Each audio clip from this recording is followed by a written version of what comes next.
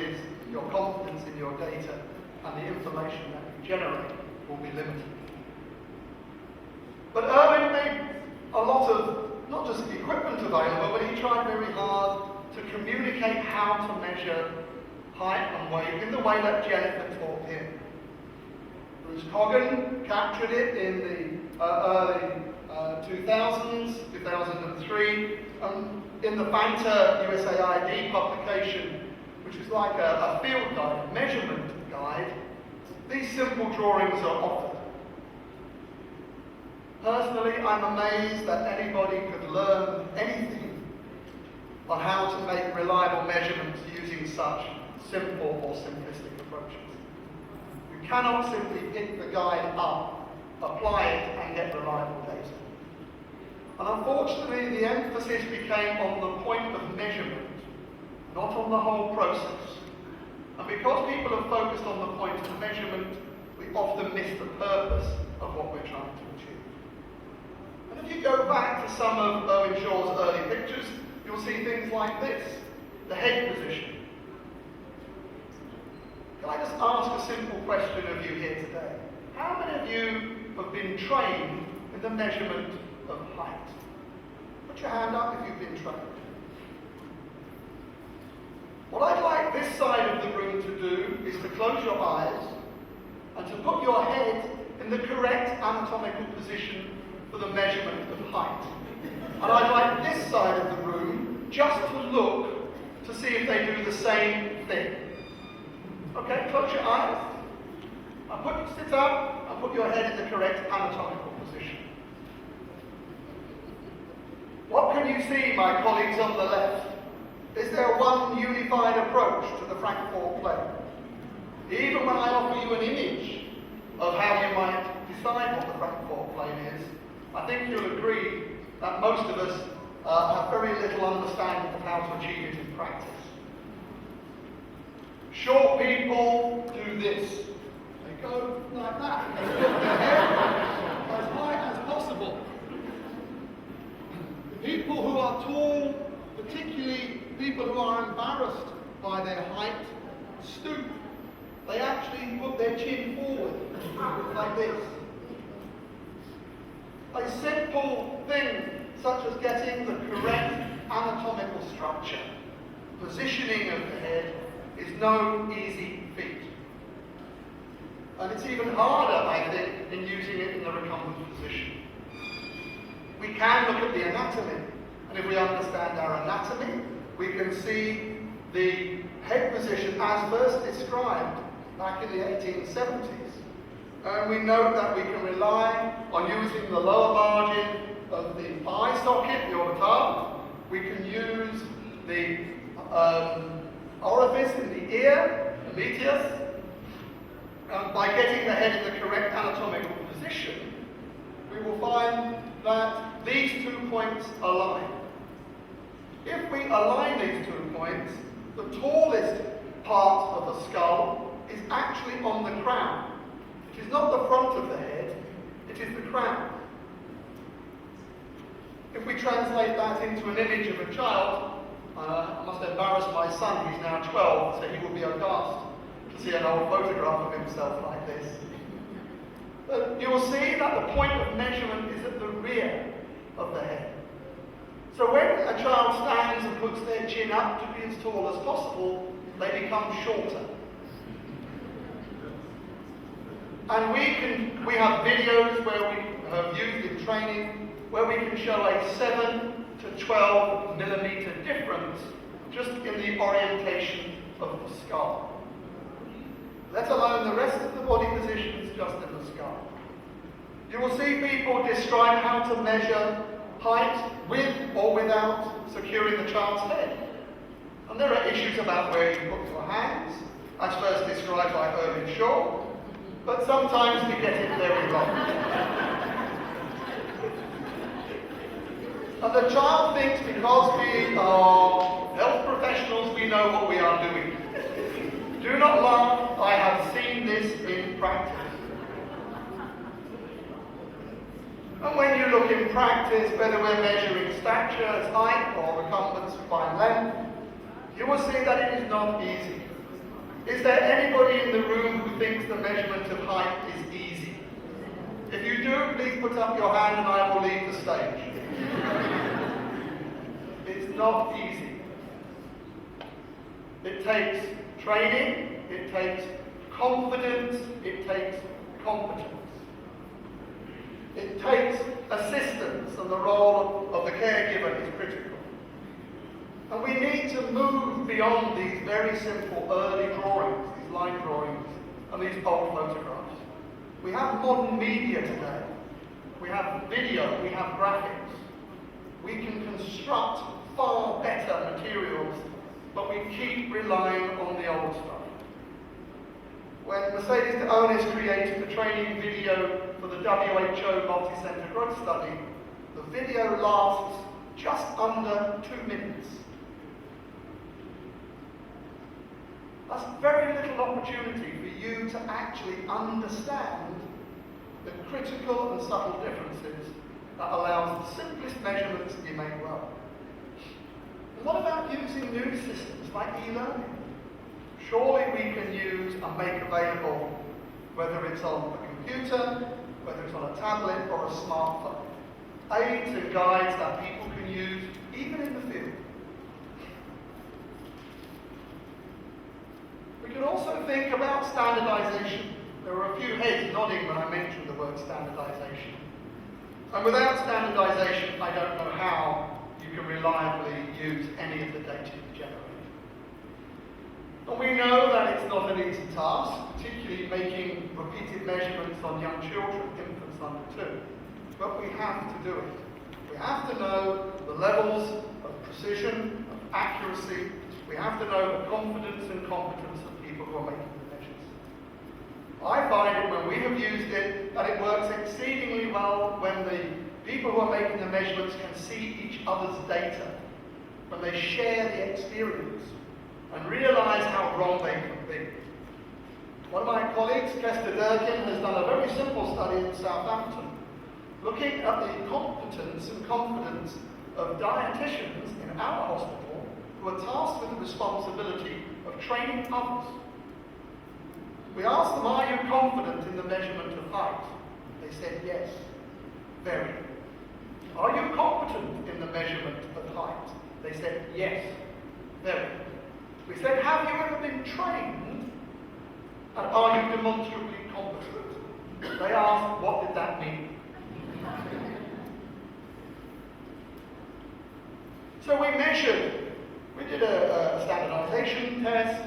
I don't think you can see the data, but all I want you to note is these are differences from the criterion method of a range of dietitians in our setting. The criterion method was an auxologist, somebody who had been trained properly and had several years of experience, and they became our reference point. We asked our colleagues to measure height with an assistant to see how close they got to the criterion method. And this is in 2 groups. The red group are those who had not been, who had previously claimed to have been trained. The black dots are those who have claimed to only have experienced it in their undergraduate or qualification training.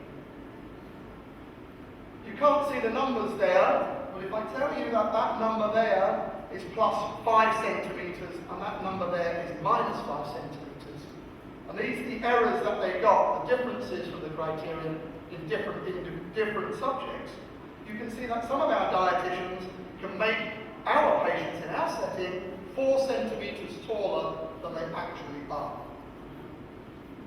Does anybody have any ideas how you could make somebody taller than they actually are? It's quite simple. You measure them with their shoes on. And I have photographs of people measured with their shoes on. I have photographs of people being weighed in our hospitals with their coat, their hat, and their handbag, okay, having their weight measured.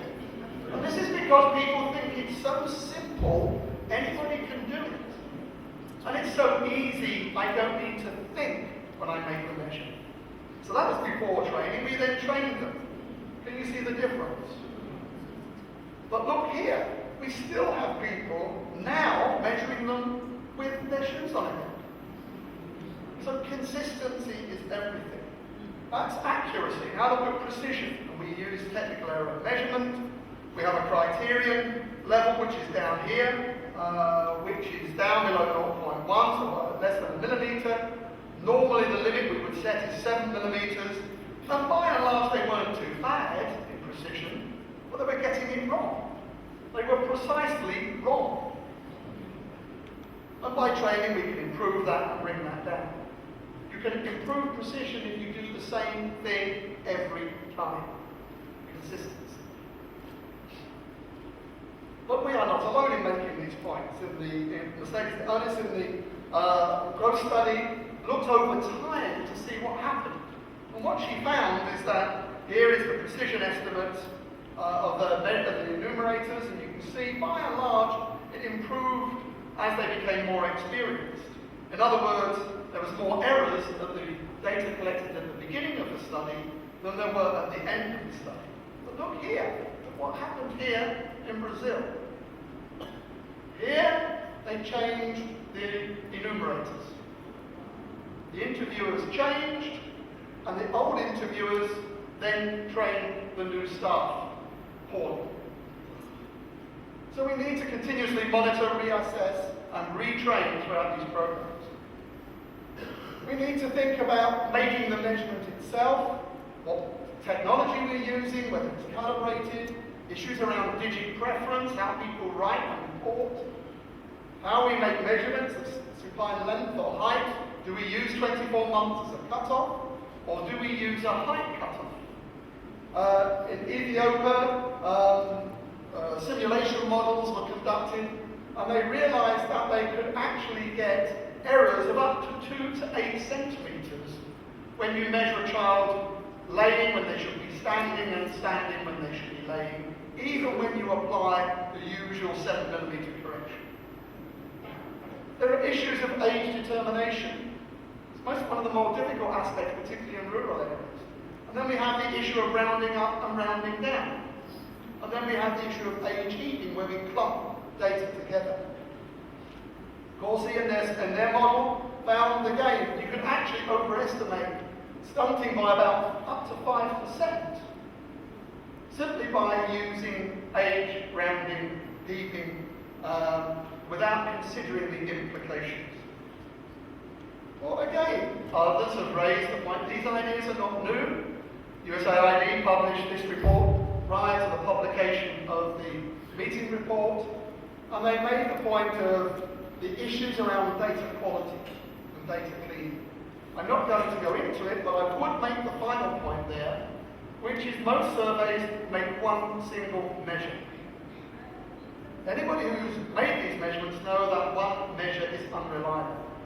And 2 is unreliable if they differ. So you need a trigger perhaps for a third measure. And all that does, it puts pressure on people to do things well. And USAID concluded high quality anthropometric assessment is required if we are to produce credible, objective, valid, equivalent and compelling information in order for us to use it with effect. And they developed offered some next steps. We should look at best practice and how we might do that for the whole process.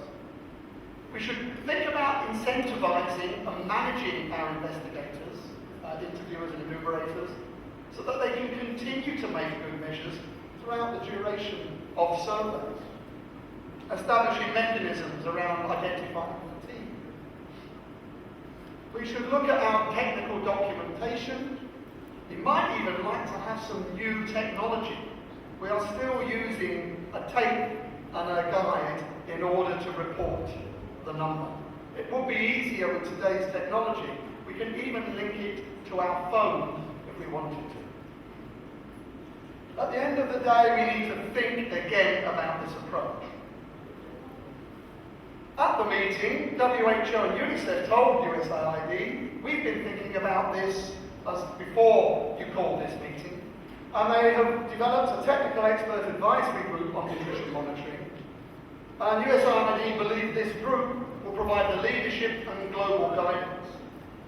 And they aim to report in July 17 I'm optimistic that they will give us the information we need, but I'm uncertain as to whether they and they alone will solve this problem. So to close, let me offer you some simple personal reflection. USAID are not alone in making these calls. We've made them through the International Malnutrition Task Force, through the IAEA, through IUNS. I presented in Grenada making this case 2 years ago. We have to increase the pace of change. We can't just carry on doing things with a lack of confidence. We need to think about standardization. We need to think about getting our training right, about people being demonstrably competent. And we need a quality assurance framework in order to allow us to monitor what we do and to assure the quality of the data. And when I talk about quality of the data, it's all of these things. It's not just simply having a method. You have to have everything. And that means time, effort, and commitment. If we are to use this information to make commentary about progress of nations in achieving goals, we should do it well. I believe the absence of a universal quality assurance framework around nutritional status measurements, not just the anthropometry, all of the things we do, constrains our work. I believe there's a need to promote harmonisation, but I'm not sure how we're going to do it, so we need to think more carefully how we, across the continent of Africa, can at least measure it the same way, using the same tools, to the same standards. But a voluntary unregulated process is not enough. Somebody has to stand up and take a leadership in this endeavour. And I believe that should be nutritionists. The nutritionists of Africa should stand up and take a lead. They should be demonstrably competent. We should include competency training in our undergraduate programs. Our graduates should come out as demonstrably competent with a badge or a certificate. We should standardise our methodology, and we should be the ones setting the standards, and we should be able to train and oversee the work of others. If we do this, we will generate reliable, secure data by doing the simple things well. And I thank you for your time and your attention. I hope that these children may become the enumerators of tomorrow, and I hope by measuring their teddy bear, somebody will help them do that measurement well. I'd like to acknowledge the support of people who have also thought about this area. The work of Peter Jones and Nick Norgan and John Durnin some 30, 40 years ago trying to get this right. And John Durnin would probably turn in his grave if he knew the mistakes we were making today. I'd like to thank my colleagues from the IAEA, Lena Kennis and John Shepherd, and the IAEA and the INTF have been working hard to pull this together. My colleagues have been working across the IAEA and my colleagues in Southampton. Thank you for your attention.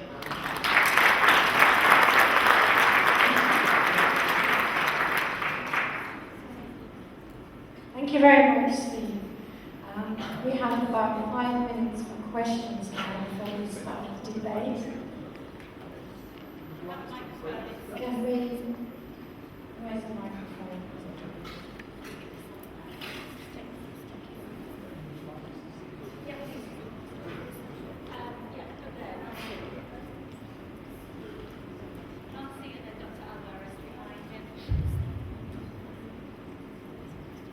Thank you very much for two really great presentations. I'm Nancy Mate. My question is for Victor. We know that there definitely is a need for more objective measures, and of course, stable isotopes are probably the way to go to validate some of our work that we do in the field. But deuterium oxide is very expensive. We know that there's a lot of issue with the price, and people on the field may not be able to afford the equipment, etc. Is the IAEA doing anything for individual researchers in African countries or elsewhere? First of all, to have access to deuterium oxide by supporting, giving a bit more money for us to be able to afford it, or anything of that nature.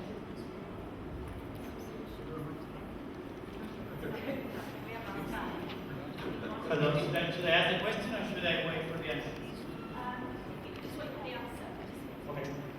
Okay, thank you for that question. The answer is yes, the IEA is doing something, and it is based on the two mechanisms. So in your country, you need to be talking to the IEA national liaison officer.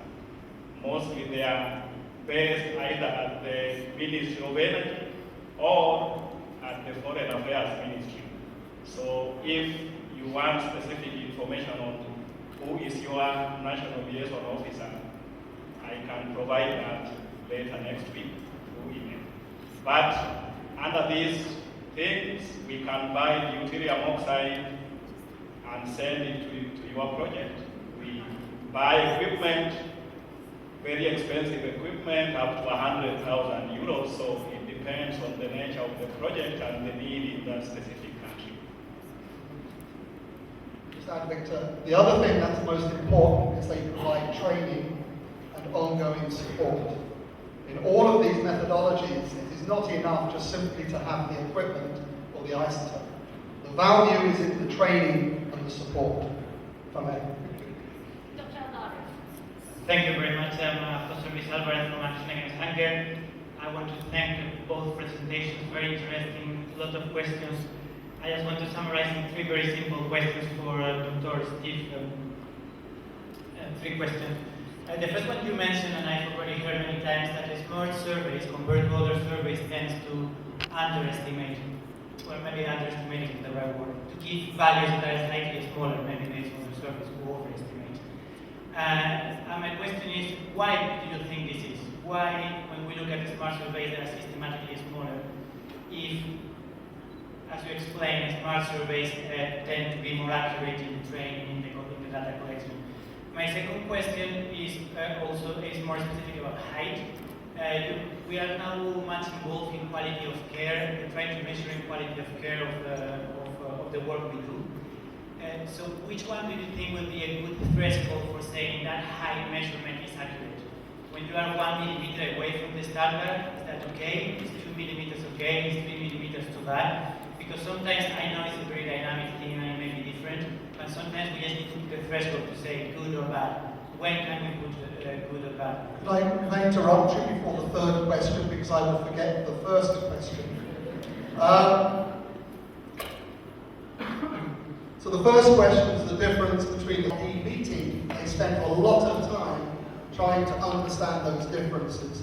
And in the two reports I mentioned, they outline some of those differences, and they invite speculation as to why they might be different. One area where we are more sure, is in the measurement and the process of making the measurement.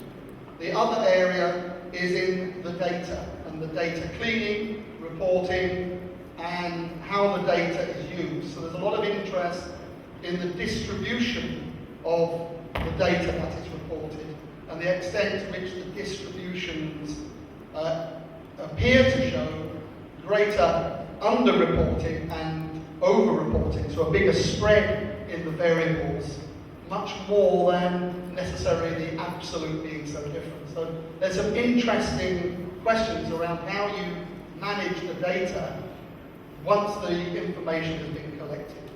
And I think one of the better elements of the other USAID report on data quality is they spend some time going through this and offering back suggestions as to what can happen.